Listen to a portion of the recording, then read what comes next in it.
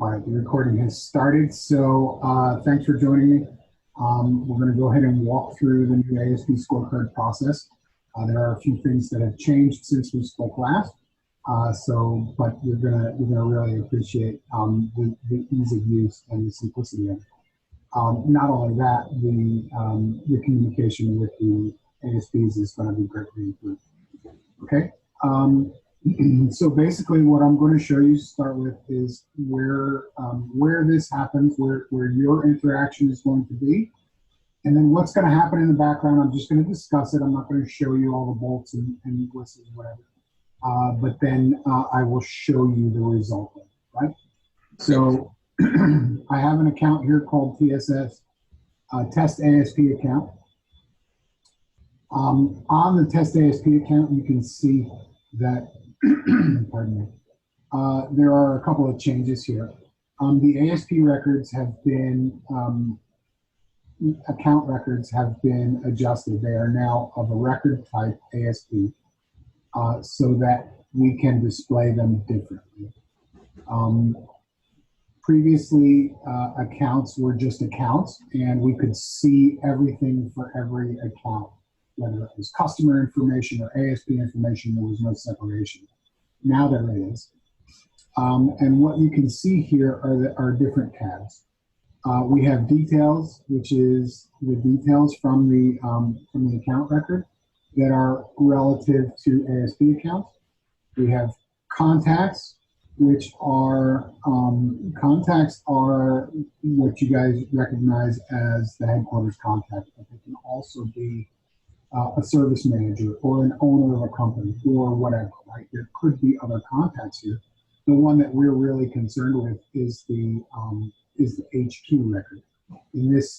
For this test, I'm going to use the one with my email address on it. So we're going to use this test ASP contact, and we're looking for scorecard recipients. So the person who receives the scorecard needs to have that checkbox checked.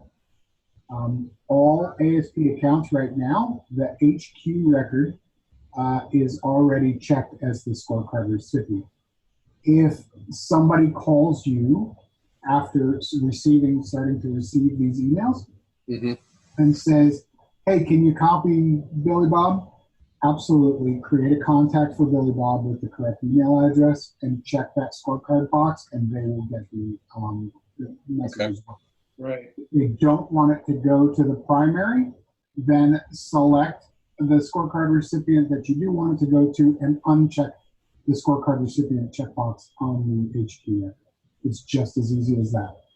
All right. This is pre-work that you're going to do prior to enabling. But it can also be done. It can also be done after you've enabled the scorecard. Everything is done on the first of the month. So any changes you make today will be reflected on the action on the first of the month. It will not automatically send anything based on the changes that you make here until the process actually runs. So that being said, technicians tab is irrelevant. The billing. There has to be billing within the last 3 months in order for an ASP to be eligible to receive a scorecard. So there won't be a score generated for them then? There will not be a score generated for them. As a matter of fact, it won't allow them to continue it won't keep their eligibility checked if there is no billing. If there is any billing within the last 3 months, it doesn't have to be just every month billing. If there is any billing within the last 3 months, then it will allow it and it will generate a scorecard based on that. Okay. So what you're looking for here on the ASP billing tab is ASP parts billing. That's the Gopher spend versus TSS billing parts. Okay, so if it's blank, that means they haven't billed us anything and they haven't purchased anything from Gopher. In rare accounts, in rare issues, it might be that the accounts are not linked between Gopher and Salesforce. And below that, you'll see ASP invoices. If there are no invoices within the last 3 months, that's when it's going to make them ineligible for the scorecard. No, Jesse, will they still get a email? They Even will if they not. don't get a score? They will not. Okay, so it's not going to generate. Okay. It's going to generate a scorecard, but then when it generates the scorecard, it's going to process the rules, and if it sees no data, it's going to stop there. You're just going to have a blank scorecard. All right, and I'll show you in a second. So this one actually did that. You can see there's no billing for the last 3 months, but when I checked the ASP eligible scorecard or ASP scorecard eligible box, it generated a scorecard here. And then it processed the rules and it said there are no invoices for the last 3 months, so it's no longer eligible. And you can see that the box is unchecked. Okay. So you have to ensure that they've billed us at least once within the last 3 months, and then it'll accept. And then it'll accept the check. Okay. Okay. So what I've done is I actually created the scorecard, and so I checked that box. That's how you enable. That's how you enable the process. You check that box. A bunch of stuff happens in the background. It creates a schedule and it creates a scorecard. When the scorecard is created, it enters into the collection phase. It gathers all of the billing and all of the information for the last 3 months. So if it's, you can see that it created with a score date of June 1st. It creates with the first of the month all the time, right? So when you first enable it, it looks at June the 1st and it gathers information for March, April, and May. Does that make sense? Okay. So yeah. March, April, and May is the rated period. So you've created this scorecard and you said, okay, I want March, April, and May. What was their performance as of that date? Here is their base. Here's their baseline scorecard. Right? Even if it's one job for May, whatever you want to start giving them the scorecard, I would suggest reviewing it monthly for new ASPs, and then you can just generate the scorecards. So you can give them the baseline of that period.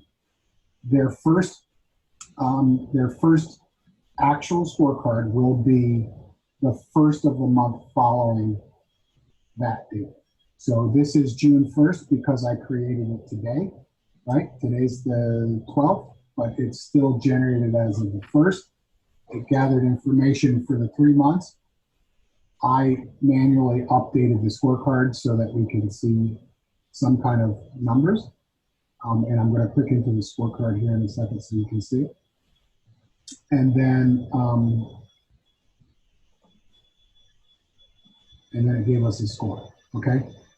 When the scorecard is first generated and then kicks off this process to gather the scores, it'll gather all the data for the previous 3 months. It'll generate a score for it.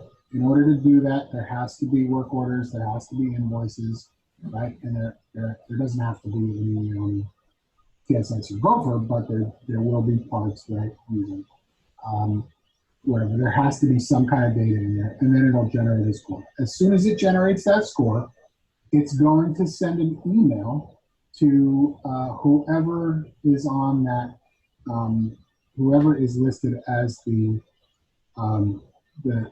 scorecard recipient. So in this case, it's nobody, which is a good thing because I just ran it. So you're going to see what it does if there's nobody. But I'm going to go ahead and mark myself as the scorecard recipient. That's as easy as it is.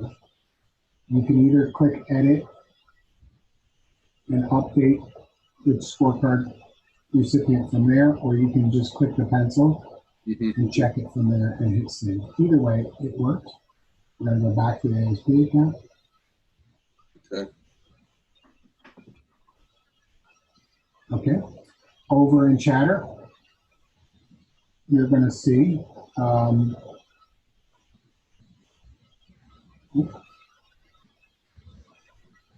the scorecard,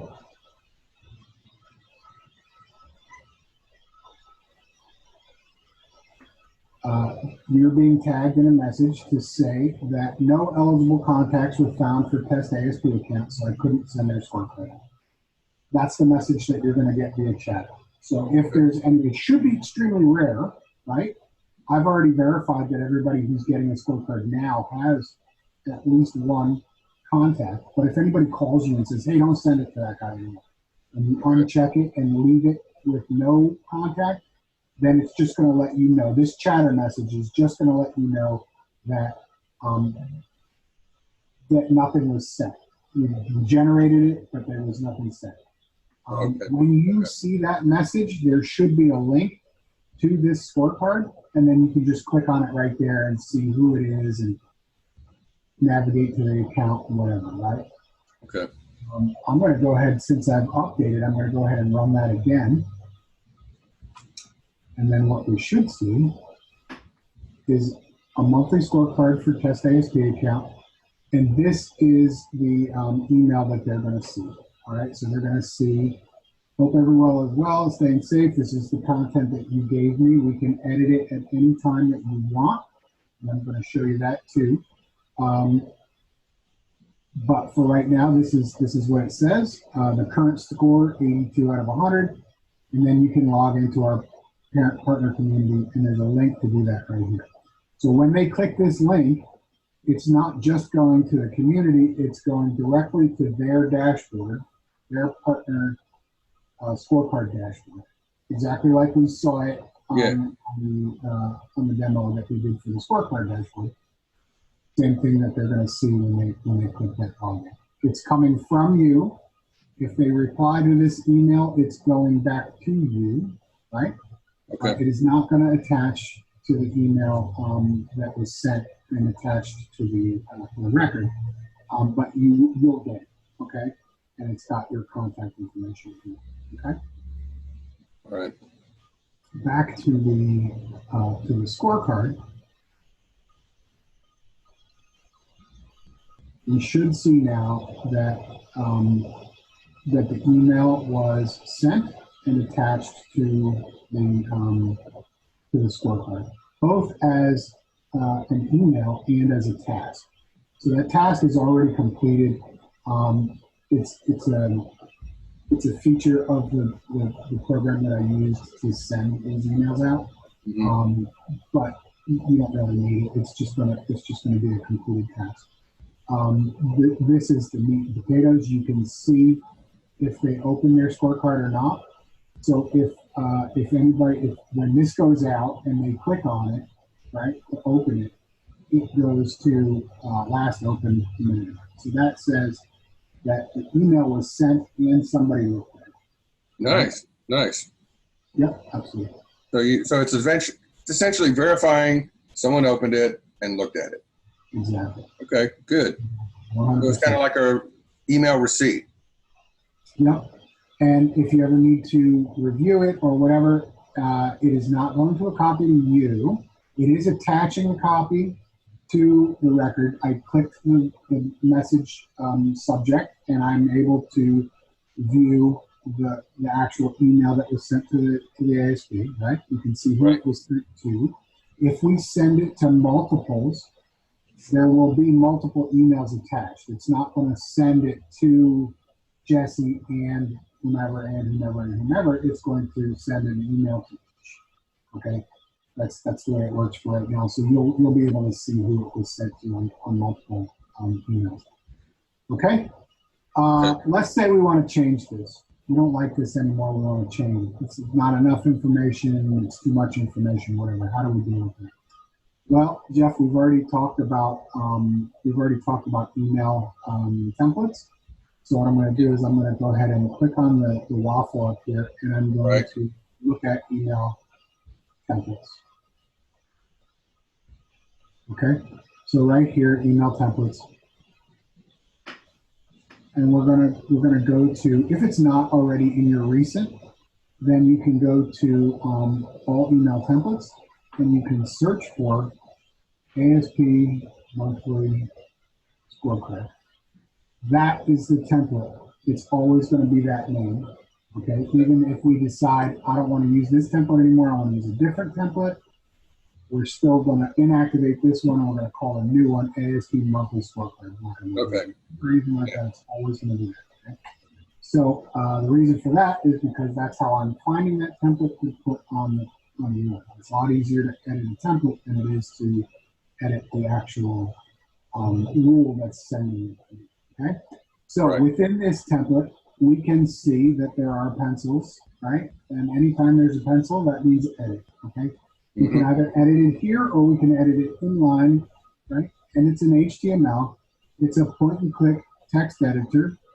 And we can add pretty much anything you would expect, right? We can make changes to text that's here. If you change your extension, let's go to 544, right? Just make your changes and hit save. As soon as you hit save, any email that goes on after, that goes out after that time, will go with the new content that you create. Okay. Right? So it may be a good idea to always clone it and make a backup of it before you make any changes, just in case you screw something up and you need to revert back. You can do that. Okay. No, Jesse, I wouldn't do something like that. Maybe too much caffeine. Yeah. Okay, I got you. Anybody might, right? So, but there you go. We have a related list. If we have, let's say we wanted to send out an attachment. Now, remember, this is static. It's going to be sent out with every single email. But let's just say you wanted to send a PDF with every single scorecard that goes out. You can add the file on the template, and then that will go with every single one. And pretty much that is it, guys. When I said it's a very simple process, that's exactly what I mean. The only thing that I didn't show you now is that once we've created the scorecard, that scorecard is permanent. It's there forever. If we don't want a vendor to get a scorecard anymore, then all we have to do is go back to the account record and uncheck the scorecard eligible checkbox. Okay, I'm glad you said that, because I just clicked 3 of our ASPs as ineligible this morning. As ineligible? Yeah, service and maintenance, Lebo, and lettered brush. They are not going to get. All right. So here's the thing. There's 2 things that it checks for when you check that box. Okay. When you check that box, it goes ahead and creates a scheduler. When the scheduler fires, which is immediately, right? It creates a blank scorecard. Okay. When the scorecard fires, it checks rules. It says, is the account active, and is the account scorecard eligible? If either of those is false, then it kicks it out, right? It says, okay, don't do anything. Got it. Right. So it's not going to send anything. Yeah. Sorry? Right. Well, so again, that was the whole thing. It's like I don't want to make those accounts inactive yet, because there may still be, invoices that need to be processed or something. Oh, okay. That's fine. And if they're inactive, so there was one more question that I wanted to ask about this, but here, let me say this first. If they're inactive for 3 months, in other words, they don't invoice us for 3 months, it will automatically shut this program off. Good. That's why I said if you check that box and there are no invoices within the last 3 months, then it's going to disable this one. Okay. And that's just so that it doesn't continue to run forever on Right. accounts that aren't billing us, right? If they're not eligible for this program. Now, with that being said, we had made comments while we were talking about this process of 10 invoices, right? Or 10 work orders. If they don't have 10 work orders, they're ineligible, right? Yeah. So we did that. We were looking at the top 10. You remember that? Yeah. So do you want me to change that rule? So right now the rule says it has to be greater than 0 invoices in order for them to stay eligible. So do we want me to change that to 10 invoices to match the top 10 report for the standing report? That's your call, Jeff. You know, honestly, you know, 10 seems like a high threshold, you know, but at the same time, I don't want to slant it too much either, you know. Basically that's equivalent to 3 invoices per month. Right. We've done 10 in the last month and then nothing with 2 previous months. Yeah. So I don't think we're losing anything by keeping it at 10, you know. Because again, I mean, like you said, 3 invoices a month, that's not really a player, you know. Mm-hmm. I mean, it's not going to be someone that we're probably going to be able to move the needle on either. You know, that means that there's either not much business in their area or they're only servicing a portion of the business in that area. Yeah. Right. Yeah, I get you. And that's really because I want to exclude the industrial guys. And I think that would be what they would fall into that. You know, the hawkers and, you know, the Northeast, you know, Taylor Northeast guys. Well, you don't want to be focusing your time on those low-level people anyway. That's not what this isn't what this is designed for. Right. Well, and that's the thing, man, is because I can't move the needle on those industrial houses. You spend your time where you're going to get your most return. I mean, if you're going to invest time into using this tool, use it where you need to be most effective at. Yeah. All right. So I'm going to go ahead and move it to 10 invoices. And if they're ineligible, then if you check it and they have less than 10 invoices for the last 3 months, and that could be 10 invoices for last month and nothing for the 2 months previous, they'll have to have more than 10.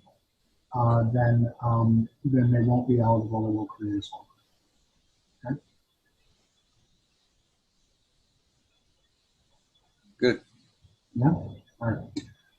So that being said, it is ready to go. If you go through, I would suggest that you kind of just scan through. There is if you go to the contacts tab, this is a good report to look at as well, by the way, the scorecard standings, because that'll have everything for last month. So anything that was created for, you know, that has ASP, a scorecard date of the first of this month will be on that report. So on July 1st, it'll change to the new group of scorecards. It won't show the history of it. Okay. So that being said, you can look at that and that'll show you everybody who's actually got a scorecard already. And then you can look at this report. So the contacts, on the contacts tab, I created a list view called ASP Scorecard Recipients. And you can pin that, you can add it to your favorites, whatever. So basically what this is this is a report that shows, and I'll show you the filter, this shows all contacts that have a scorecard recipient checkbox equals true, okay? Anyone that is a scorecard contact should be here, and that should tell you exactly who's getting it. So you can go down here to account name and sort by that and look and see if there's anybody here that you don't want to get this, or if there's too many people or not enough getting for your companies, right? So everybody who's And where am I going to click these at? Which one to deactivate their recipient from this page? So Haker is getting, and because they have multiple logins, which I hate that, whatever, they are 3 people getting scorecards, right? So if you don't want Haker at all to get the scorecard, you just click on the account, Haker, and you say, like I did with the other guys. Nope, right. Nope, I don't want this, and hit save. Got it. What happens when you do that is basically nothing. They're not going to get the schedule as of right now. Any schedules that existed for creating scorecards have been deleted. They're gone. It's not going to create anything. Anything that has been created already is still there, right? Okay. Now, here's something that's interesting that I want to show you. No, they're still listed as scorecard recipients, but because they're not active, nothing. It's not going to do anything with that.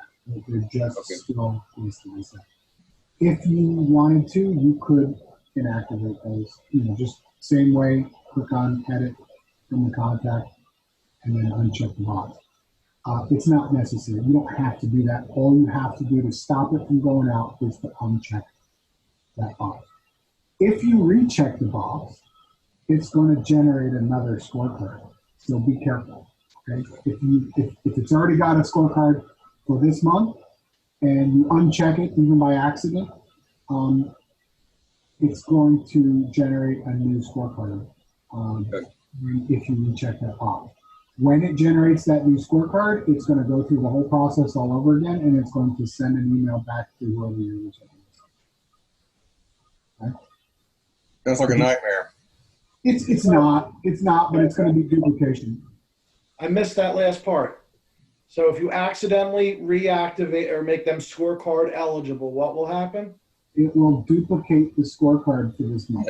Yeah. It'll make another scorecard. It'll send another scorecard. Yeah. So I could possibly build some logic in to make sure that it doesn't do that, but I don't see it happening very often. Okay. So if it does, or if it becomes an issue or whatever, let me know. Otherwise, just be very clear on. I don't think it will, Jesse. You just gave me enough negative reinforcement to make sure it doesn't. Thanks. That's my favorite kind of reinforcement, by the way. Yeah. You go with what you know. You go with what you know. It's what absolutely motivates me, right? When I know that I'm going to get bit in the ass, I like to stay away from it. So anyway, that's it. That's all I got for you. Okay. Do we have any other questions? Is there anything else that I could possibly build into this thing? No, I think the main thing is you've given me some information, and now I'm going to have time to kind of fine tune it again. I know that I want to go in there and make the industrial guys. I want those guys deactivated, not deactivated, but I don't want them part of the scorecard. Right. Non-eligible. Jesse. Yes. The introductory email will go out 8 p.m. Sunday night. So yes. And then Jeff can do his thing with start working on that. And then July 1st, everyone will get their populated auto email with their scorecard number. That's correct. Okay. That's correct. Now, the email is going out to the same list that the scorecards go out to, just so you're aware. I duplicated the rules almost identical, so that everybody who's going to receive a monthly scorecard will get a welcome email. Now, if you disable them before Sunday, they won't get it. They won't get the introduction email. Okay. Well, and again, like top of the pops there, first choice supply. He got 2 or 3 already. Yeah, thanks for stirring that up for me, Jesse. Thanks a lot. He's a good guy, but he's just a little inconsistent. Well, it's twofold. He's okay, but the problem is he's pricey. So he's kind of priced himself out of the market. But that's a conversation I don't mind having with the guy. Again, give him the opportunity. If he really wants us to work with us, continue on, then great. But yeah, he's just a blank sheet. David's team just hasn't been using him. Yeah. So, and that's the good thing about this program is it's a little bit intuitive, right? So yeah, if he's had, so he may or may not get. I don't know what his billing looks like over the last 3 months, but if he hasn't billed us anything in the last 3 months, he's not going to get a scorecard. Right. That's what I'm figuring, because he hasn't work orders and whatever. Right. So guys like that, they're not even going to see this anymore, right? Yeah. Well, that's what I'm saying. He wouldn't have even seen that, except he's at the top of the list when you were going through the testing procedure. Right. So if it wasn't for that, he would have never popped up on the radar. Yeah, that was a mistake on my part. He was not addressed. I didn't address the email to him but because it was attached to his record, I guess it generated that email. Yeah. Nah, there's no harm. No foul, no harm. No blood, no foul. Good. Anyway, the guys that have lower work or who may be interested in this or whatever, hopefully it's going to generate a lot of conversation and open up a lot of doors for you to be able to have these conversations. Absolutely. Well, whether it opens doors or not, I'm still going to be knocking on the doors, because if they're a player, if they're getting volume, then I need to make sure that they're at least looking at the freaking dashboard. You know, I don't.